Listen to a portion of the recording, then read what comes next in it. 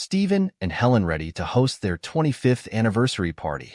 The garden was meticulously prepared, with flowers in full bloom and fairy lights strung across the trees, casting a magical glow as dusk approached. Stephen stood back, admiring their handiwork. "Can you believe it's been 25 years?" he asked, his voice filled with affection as he looked at Helen. Helen, arranging a bouquet of roses on the table, turned to him with a radiant smile. "I know. It feels like just yesterday we were young and clueless," she replied, her eyes sparkling with excitement. "Tonight is going to be perfect." They had spent months planning this celebration, wanting it to be a grand affair, a testament to their enduring love. Friends and family were invited, and everyone was looking forward to an evening of joy and reminiscence. Stephen moved to the kitchen, checking on the hors d'oeuvres. The aroma of freshly baked pastries filled the air. "Everything's almost ready. Did you check the drinks?" he called out. Helen walked in, giving him a playful nudge. "Of course. All set, Mr. Perfectionist." They shared a laugh, the kind that only couples with decades of shared history can understand. "This is going to be a night to remember," Stephen said, pulling Helen close for a quick kiss. Guests began to arrive as the sun dipped below the horizon, casting a warm golden glow over the picturesque suburban neighborhood. The air was filled with laughter and the clinking of glasses as friends and family mingled, sharing stories and congratulations. Stephen moved through the crowd, shaking hands and exchanging pleasantries, his smile genuine but tinged with a hint of nervous excitement. "Stephen, congratulations on 25 wonderful years," called out Linda, an old friend from college, as she embraced him. "Thanks, Linda. It's great to see you," Stephen replied, giving her a warm hug. Meanwhile, Helen flitted around like a butterfly, her laughter ringing out as she ensured everyone was comfortable and entertained. She moved from group to group, her presence a beacon of joy and hospitality. "Helen, you outdid yourself with the decorations," said Sarah, a neighbor, admiring the elegant floral arrangements. "Thank you, Sarah. I wanted everything to be perfect for tonight," Helen responded, her smile radiant. As Stephen continued to mingle, he caught sight of Helen talking animatedly with her boss, Richard. Richard was a tall, charismatic man with an easy charm that drew people in. He was successful, always impeccably dressed, and seemed to exude confidence. While Stephen had never doubted Helen's loyalty, something about Richard always put him on edge. Stephen walked over to join the conversation. "Richard, glad you could make it," he said, extending his hand. "Wouldn't miss it for the world, Stephen." "Congratulations on the big milestone," Richard replied, shaking Stephen's hand firmly. "Thank you. It's been quite a journey," Stephen said, his eyes flickering to Helen, who seemed unusually animated in Richard's presence. As the night went on, the party reached its peak. The garden was now bathed in the soft glow of fairy lights, and the sound of a live band playing their favorite songs filled the air. Guests danced, chatted, and enjoyed the festivities, creating a vibrant and joyful atmosphere. "Stephen, come on, let's dance," Helen called, pulling him onto the dance floor. The band was playing their song, a slow, romantic tune that brought back memories of their wedding day. Stephen and Helen swayed to the music, lost in each other's eyes. For a moment, everything was perfect. The world around them faded, and it was just the two of them, celebrating a love that had endured for 25 years. "You look beautiful tonight, Helen," Stephen whispered, his voice full of love. "Thank you, Stephen. This is exactly how I imagined it," Helen replied, her smile genuine. They danced until the song ended, and the guests applauded, cheering for the happy couple. Stephen felt a surge of emotion, grateful for the life they had built together. Yet, a nagging feeling of unease lingered in the back of his mind, one he couldn't quite shake. As the evening continued, Stephen found himself observing Helen more closely. He noticed the way her eyes sparkled when she laughed with Richard, the subtle touches and lingering glances that seemed to pass between them. Doubt began to creep into his thoughts, a storm brewing beneath the surface. "Stephen, are you all right?" asked Tom, his close friend, noticing his distraction. "Yeah, just a bit overwhelmed, I guess," Stephen replied, forcing a smile. "Well, you and Helen deserve all the happiness in the world. You've built something truly special," Tom said, clinking his glass against Stephen's. Thanks, Tom. That means a lot, Stephen said, appreciating the sentiment. As the night drew on, the guests began to take their leave, each one congratulating Stephen and Helen on their remarkable milestone. Stephen felt a mixture of relief and anxiety as the crowd thinned out. The evening had been a success, but the unease in his heart had grown stronger. Helen, you were wonderful tonight, Stephen said as they stood in the now quiet garden, the last of the guests having departed. Thank you, Stephen. I'm so happy everyone enjoyed themselves, Helen replied, her eyes tired but content. Stephen looked at her, his heart heavy with conflicting emotions. He loved her deeply, but the doubts that had surfaced tonight left him feeling uncertain. As they walked back into the house, hand in hand, Stephen couldn't shake the feeling that their seemingly perfect life was on the brink of a storm, one that could shatter everything they had built together. Just as the band took a break, Helen leaned in and whispered to Stephen, "Babe, I'm going to the washroom." She smiled and walked away, but instead of heading to the bathroom, she made her way upstairs to their master bedroom. Few minutes passed. Stephen felt a strange unease settle in his stomach. Something about Helen's demeanor seemed off. The sparkle in her eyes earlier had a strange edge to it, a flicker of something he couldn't quite place. Deciding to follow her, he quietly ascended the stairs, each step amplifying his anxiety. As he approached their bedroom, he heard muffled voices. His heart pounded as he slowly pushed the door open. What he saw made his blood run cold. Helen was on her knees, her boss Richard standing before her, pants down. She sucking the thing passionately. The shock and betrayal hit Stephen like a tidal wave, his mind struggling to process the scene before him. "Helen," he gasped, his voice barely more than a whisper. What the F are you doing?" Helen looked up, her expression one of eerie calm. "Honey, you are not supposed to see this," she said, her voice devoid of shame or remorse. Stephen's world seemed to tilt on its axis. This was the woman he had loved and trusted for a quarter of a century, now betraying him in the most unimaginable way. His vision blurred with a mix of rage and heartbreak. Richard smirked, a look of arrogance plastered on his face. "You know, promotions come with a small price," he sneered, pulling his pants up nonchalantly. The casual cruelty in Richard's words snapped something inside Stephen. Rage coursed through Stephen's veins, and without a second thought, he lunged forward. He grabbed Richard by the collar, dragging him away from Helen. The two men struggled, furniture crashing around them. Lamps toppled, picture frames shattered, and the pristine room quickly turned into a chaotic battlefield. Stephen didn't give Richard a chance to respond. His fist connected with Richard's jaw, sending him sprawling across the bed. Richard scrambled to his feet, but Stephen was on him in an instant, landing blow after blow. Blood spattered the sheets, mingling with the sweat and tears. "Stop it! Stop!" Helen screamed, trying to pull Stephen off him, but he was beyond reason.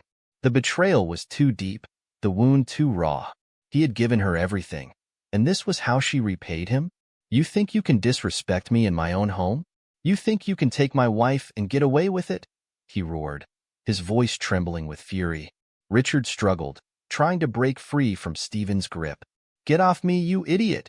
he spat, but Stephen's rage had made him unstoppable. "You bastard!" Stephen shouted, his fists connecting with Richard's face. The force of the blow sent Richard stumbling back, crashing into the dresser. "You think you can walk into my life and destroy it?" Helen screamed, trying to pull Stephen away, but he was relentless. Years of pent-up frustration and unspoken fears fueled his every punch. Richard fought back, but Stephen's rage gave him an edge, each blow landing with a sickening thud. But Stephen was unstoppable, fueled by a fury that had been building up for years. Richard fought back, his hands pushing against Stephen's chest, but Stephen's rage gave him an edge. Every punch landed with the force of his heartbreak, his anger, his betrayal. "Stephen, you're going to kill him," Helen cried, her hands clawing at his shoulders. Stephen paused for a moment, breathing heavily. He looked at Helen, tears streaming down her face, and something inside him snapped. He shoved Richard away, letting him collapse onto the floor, bloodied and beaten. Richard coughed, his hand clutching his side. "You're insane," he wheezed, his voice barely audible. You're crazy." Stephen stood over Richard, breathing heavily. The room was in disarray, broken furniture, scattered clothing, and bloodstains on the floor and bed. Helen was huddled in a corner, sobbing uncontrollably, her face a mix of fear and guilt. Richard lay sprawled on the floor, his face bloodied and his clothes in disarray. The sounds of the party downstairs continued, oblivious to the chaos unfolding above. "You messed with the wrong guy," Stephen spat, his voice cold and menacing. His fists were still clenched, the adrenaline from the confrontation making him tremble slightly. "You both did." Richard, struggling to get to his feet, looked at Stephen with a mix of fear and defiance. "You think this is over? You don't know who you're dealing with," he sneered, though his voice was strained. Stephen took a menacing step closer, his eyes fixed on Richard. "I don't care who you are. You crossed a line that should never be crossed. And now, you're going to pay the price. Get out of my house," he growled, "before I finish what I started." Richard, trembling, struggled to his feet. He staggered toward the door, casting a final, fearful glance at Stephen. "This isn't over," he muttered, blood dripping from his mouth. Stephen turned to Helen, his eyes filled with a mix of anger and hurt. "Why, Helen? Why would you do this to us?" His voice cracked with the weight of his pain. Helen sank to her knees, sobbing. "Stephen, I don't know. It just happened. I never meant to hurt you." Stephen shook his head, his fury dissipating into a cold, hollow emptiness. "You betch destroyed everything we built together. For what? For him?" He gestured to the doorway where Richard had disappeared. Helen looked up at him, her eyes pleading. "I was weak. It was a mistake, a horrible mistake." Stephen felt a surge of conflicting emotions, love, anger, despair. He had loved her for so long, and now he didn't know if he could ever forgive her. "You made your choice, Helen. You threw away 25 years for this? Now you both will pay the price." She crawled towards him, reaching out to touch his hand. "Stephen, please. We can fix this. We can." He pulled away, his heart hardening. "No, Helen. Some things can't be fixed. Some betrayals cut too deep." He turned his back on her, walking out of the room, each step heavy with the weight of his decision. As he descended the stairs, he could hear the distant sounds of the party still going on outside. It was surreal, the contrast between the celebration below and the devastation above. He stepped into the garden, the fairy lights casting a soft glow, and the laughter and chatter of the guests filling the air. He turned on his heel and walked out of the room, his steps echoing through the empty hallway. As he descended the stairs, the sounds of laughter and music from the party seemed distant, almost surreal. The vibrant energy of the celebration felt like a world apart from the devastation he had just witnessed. Stephen reached the bottom of the stairs and paused, taking a deep breath to steady himself. The guests were still mingling, unaware of the turmoil that had just erupted upstairs. He could see Linda chatting animatedly with Sarah, and Tom was engaged in a lively conversation with a group of friends. The normalcy of the scene was a stark contrast to the chaos he had just left behind. Stephen forced a smile and rejoined the party, his demeanor calm but his mind racing. He accepted congratulations and compliments with a polite nod, all the while his thoughts were consumed by the betrayal and anger he had just witnessed. He felt a cold determination settle within him. He would never let anyone disrespect him or his home again. Tom approached him, clapping him on the back. "Stephen, you all right? You look a little shaken." Stephen managed a tight smile. "Just a bit overwhelmed, Tom. It's been a long night." "You sure? If you need to talk or anything." Tom's concern was genuine, but Stephen wasn't ready to share the details of what had happened. "Thanks, Tom. I appreciate it. I'm fine," Stephen said, his voice firm. He turned to scan the crowd, focusing on maintaining his composure. He needed to keep up appearances, at least for now.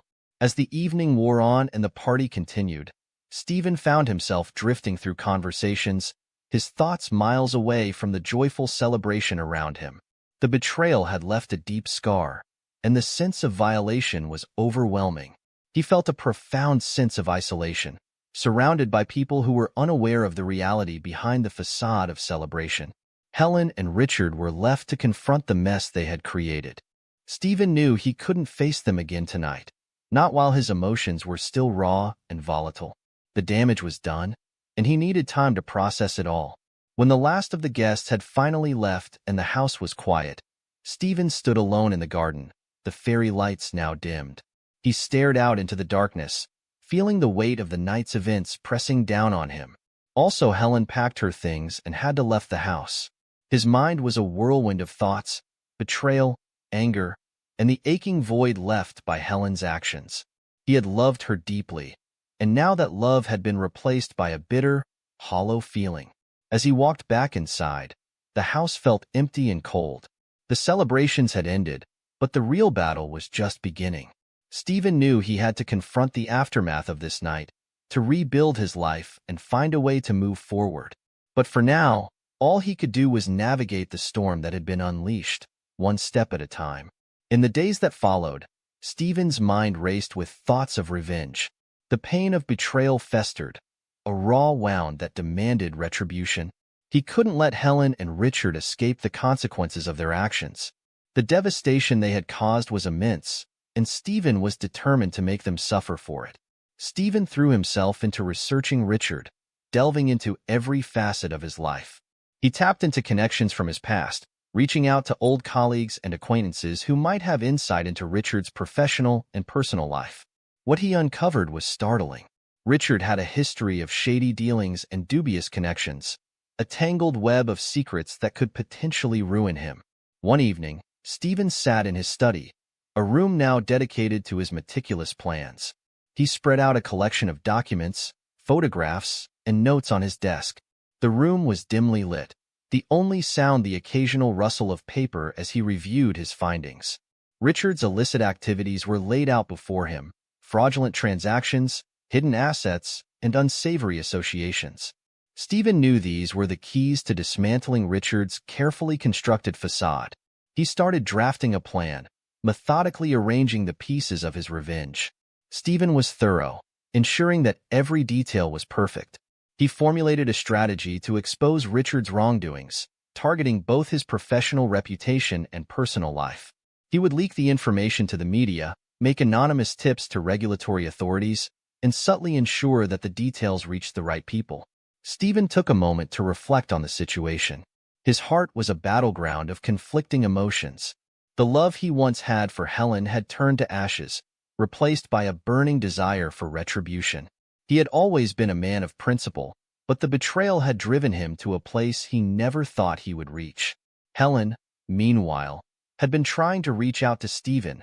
Her attempts to seek forgiveness met with cold silence. She called, sent messages, and even wrote letters, but Stephen remained distant and unresponsive. He couldn't look at her without feeling a deep sense of betrayal. The love they once shared now felt tainted, a cruel joke played by fate. One afternoon, Helen showed up at Stephen's office unannounced. Her face was pale, her eyes red from crying. She stood in the doorway, her voice trembling. "Stephen, please. We need to talk." Stephen looked up from his desk, his expression unreadable. "What is there left to say, Helen?" Tears streamed down her face as she stepped into the room. "I know I've hurt you deeply. I'm so sorry. I never meant for any of this to happen. Please, just give me a chance to explain." Stephen shook his head, his anger barely contained. "Explain? There's nothing left to explain. You made your choice, Helen. Now you have to live with the consequences." Helen's shoulders slumped, and she choked back a sob. "I understand that you're angry, but I'm willing to do anything to make this right. Please, Stephen, don't shut me out." Stephen's resolve hardened. "It's too late for that. The trust is gone, and I can't just forget what you've done. I need time. I need space." Helen's pleas were met with his cold silence. As she turned to leave, Stephen felt a pang of guilt, but it was quickly overshadowed by his desire for vengeance. He watched her walk away, her figure disappearing through the door, and then turned his attention back to his plan. With Helen and Richard's fate now in his hands, Stephen was consumed by his quest for revenge. He meticulously prepared every step, ensuring that when he struck, it would be with precision. He gathered evidence, organized his sources, and prepared to unleash the full force of his retribution. Stephen's nights were restless, filled with thoughts of what lay ahead. He knew that his actions would have far-reaching consequences, not just for Richard and Helen, but for himself as well. Yet the burning desire for justice drove him forward, a relentless force that would not be denied. As he finalized his plan, Stephen looked out the window of his office, the city lights twinkling below. The pain of betrayal still gnawed at him, but he was determined to see it through. The path he had chosen was a dangerous one, but Stephen was prepared to face whatever came next. His mind was set, and he would not rest until he had ensured that Helen and Richard paid for their actions. Weeks after the confrontation that shattered his life, Stephen put his meticulously crafted plan into action. He sat in his dimly lit study, the weight of his decisions pressing heavily on his shoulders. The room was filled with the soft hum of the computer and the rustling of papers as he prepared to execute the final phase of his revenge. With a final review of his carefully compiled evidence, Stephen clicked send on the email that would unleash the chaos. The secrets he had gathered about Richard's dubious dealings were now in the hands of multiple media outlets. The evidence was damning: fraudulent transactions, undisclosed conflicts of interest, and a network of corrupt associations.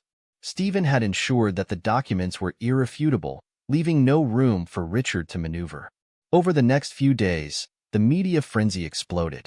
Headlines screamed with Richard's name, and his once stellar reputation began to unravel in front of the public eye. The news reports detailed his shady financial dealings and unethical practices, painting a picture of corruption and deceit. Richard, who had once walked with an air of untouchable arrogance, found himself in the crosshairs of a scandal that threatened to destroy his life. Stephen watched the downfall with a cold satisfaction. He observed as Richard's career crumbled. The board of directors at his company moved swiftly, and Richard was terminated from his high-profile position. The professional world turned its back on him, and his once impressive career was left in tatters. But the damage wasn't confined to Richard's career. His personal life also suffered severe repercussions. Friends who had once praised him now distanced themselves, and his social circles dwindled as the scandal spread. The man who had once commanded respect and admiration was now a shadow of his former self, his confidence replaced by humiliation and despair. The media spotlight didn't fade. It only intensified, exposing more about Richard's personal life. As his secrets came to light, his marriage suffered. His wife, who had been a supportive figure, found herself isolated, grappling with the fallout of her husband's actions.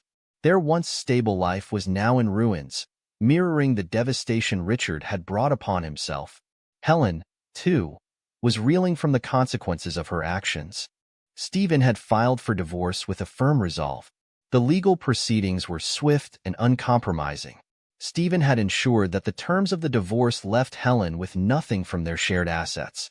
The house, investments, and financial resources that had once been a symbol of their life together were all safeguarded, leaving Helen empty-handed. As the divorce finalized, Helen faced the harsh reality of her situation. Once the center of a vibrant social network, she found herself ostracized. Friends and family who had once supported her now stood with Stephen, distancing themselves from her. The social support that had once been a pillar of her life vanished almost overnight. Invitations to gatherings ceased, and the phone calls and messages from those she had considered close friends stopped coming. Helen's attempts to seek reconciliation or support were met with coldness. Her pleas fell on deaf ears, as the people she had relied on for years now avoided her. She was left to grapple with the solitude and shame of her actions, the weight of her betrayal becoming increasingly unbearable. Stephen continued with a sense of grim satisfaction, knowing that the consequences of his actions were profound and far-reaching. While the media continued to cover Richard's downfall, Stephen focused on rebuilding his own life. The revenge he had sought had been achieved, but the personal cost was evident in the quiet, reflective moments he spent alone. With the storm of revenge finally quelled, Stephen found himself standing amid the ruins of his former life, ready to rebuild. The immediate aftermath of the upheaval had been a whirlwind of emotional and practical adjustments, but now, in the quieter moments, Stephen began to focus on crafting a new beginning. He threw himself into his work with renewed vigor. The projects that had once been overshadowed by personal turmoil now took center stage. Stephen threw himself into long hours and challenging tasks, finding solace in the familiar rhythms of his professional life. His dedication paid off, and he earned accolades and recognition for his efforts. Work became both a sanctuary and a source of fulfillment, offering him a sense of purpose and achievement. Stephen also reconnected with old friends and made new connections. The relationships that had weathered the storm of his personal chaos were rekindled, and he began to rebuild his social circle. He accepted invitations, attended gatherings, and re-engaged with the people who had supported him through his darkest times. The warmth of genuine companionship provided a stark contrast to the isolation he had felt during the turmoil. In his personal time, Stephen found solace in hobbies and activities that had once brought him joy. He took up painting again, something he had loved but neglected for years. The canvas became a refuge, a place where he could channel his thoughts and emotions into creative expression. Gardening also became a source of peace, as he tended to his plants and watched them flourish, symbolizing his own process of healing and growth. Yet, despite the progress in his external life, Stephen found himself grappling with the internal aftermath of the betrayal. The quest for revenge had consumed him, and the emotional scars it left behind were profound. The sense of closure he had sought through vengeance came with a heavy cost. The process of retribution had overshadowed the more personal journey of healing. Realizing that the pain and anger were still very much a part of him, Stephen decided it was time to seek professional help. He reached out to a therapist, someone he had been hesitant to approach but now saw as a crucial part of his path to healing. In the initial sessions, Stephen confronted the emotional wreckage left by the betrayal. He spoke of the hurt, the anger, and the emptiness that had followed the collapse of his marriage and the downfall of Richard. Through therapy, Stephen began to understand that while revenge had provided a sense of justice, it had not healed the wounds within him. He learned that forgiveness was not about absolving Helen and Richard of their actions, but about freeing himself from the grip of bitterness and anger. It was a difficult and ongoing process, but Stephen approached it with a determined resolve. He worked on forgiving himself for the choices he had made, for the anger that had driven him, and for the ways in which the quest for vengeance had altered his own sense of self. The therapy sessions provided him with tools to manage his emotions and rebuild a healthier mindset. Stephen also began to embrace mindfulness and meditation. These practices offered him a way to quiet his mind and find a sense of inner peace. He learned to appreciate the present moment and to let go of the past that had once seemed to control him. The journey was not about erasing the past, but about finding a way to coexist with it and move forward with a renewed sense of purpose. As time went on, Stephen found that the pain of the betrayal softened, and he began to experience a sense of calm and acceptance. The process of rebuilding had taught him resilience and the importance of self-care. While the scars of the past remained, they no longer defined him. Instead, they served as reminders of his strength and his capacity to grow beyond the pain.